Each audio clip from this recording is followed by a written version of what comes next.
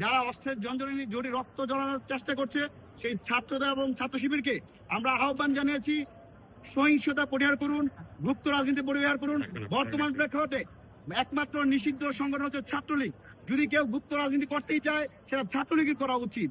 বাংলাদেশের প্রতিটি বিশ্ববিদ্যালয় কলেজ ক্যাম্পাসে শিক্ষা, সুস্থ পরিবেশ এবং নিরাপদ ক্যাম্পাসের দাবিতে আমরা স্মারকলিপি প্রদান করেছি। আজ আমরা ঢাকা বিশ্ববিদ্যালয়ের মাননীয় বিসি স্যারের সাথে কথা বলেছি। আমাদের বক্তব্য স্পষ্ট, জুলাই আগস্ট অভ্যুত্থান পরবর্তী ছাত্র রাজনীতি হবে অস্ত্রের জঞ্জনী মুক্ত, যেখানে পেশি শক্তি থাকবে না, যেখানে আন্ডার পলিটিক্স থাকবে না।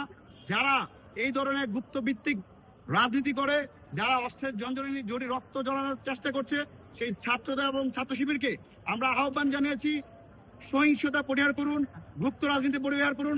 বর্তমান প্রেক্ষাপটে একমাত্র নিষিদ্ধ সংগঠন হচ্ছে ছাত্রলীগ।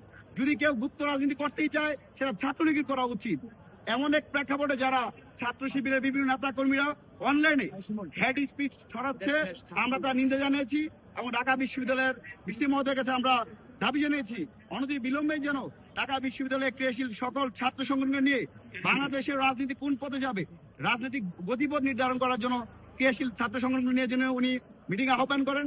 পাশাপাশি গত 3 দিন আগে শাহবাগে যেই ঘটনা ঘটেছে তার সুষ্ঠু তদন্ত সাপেক্ষে দোষীদের বিরুদ্ধে ব্যবস্থা নেওয়া। একই সাথে আমরা তাদেরকে বলেছি, আমরা এই বিশ্ববিদ্যালয় বিগত সময়ে তদন্তের নামে ঘেরা দেখতে পেয়েছি। কোন একটা ঘটনা ঘটলে আমরা তদন্তের নাম শুনেছি, কিন্তু সেই তদন্তের কোনো আলো আমরা দেখতে পাই নাই। আমরা স্যারের কাছে স্পষ্ট আহ্বান জানিয়েছি যে এই তদন্ত কমিটি গঠন করা হয়েছে, সেই কমিটি যেন আগামী 48 ঘন্টার মধ্যেই রেজাল্ট পাবলিশ করে শিক্ষার্থীদের মধ্যে একটা স্বস্তির বাতাস প্রবাহ করে। আমরা ছাত্রদল এবং ছাত্র শিবিরের প্রতি উদাত্ত আহ্বান জানাবো, অভ্যুত্থান পরবর্তী যে আমাদের কাঁধে কাঁধ মিলে চলার কথা, বাংলাদেশকে নিয়ে ভাবার কথা, সেই জায়গাতে আমাদের এই মারামারির কারণে নিষিদ্ধ সংগঠন ছাত্রলীগ সুযোগ পাচ্ছে। আপনারা নিশ্চয়ই জানেন গতকালকে চট্টগ্রামের বিভিন্ন স্পটে, বরিশালে, কুমিল্লা যারা রাস্তা নামতে পারতো না সেই সকল ছাত্রলীগের সন্ত্রাসীরা রাস্তায় নেমেছে। আমরা ছাত্র অধিকার পরিষদ শিক্ষা, সুষ্ঠু পরিবেশ এবং নিরাপদ ক্যাম্পাসের দাবিতে ধারাবাহিকভাবে কর্মসূচি চলমান থাকবে। আমরা ঢাকা বিশ্ববিদ্যালয় বিসি এবং প্রক্টরের সাথে যে আলোচনা হয়েছে, অত্যন্ত ফলপ্রসূ আলোচনা হয়েছে।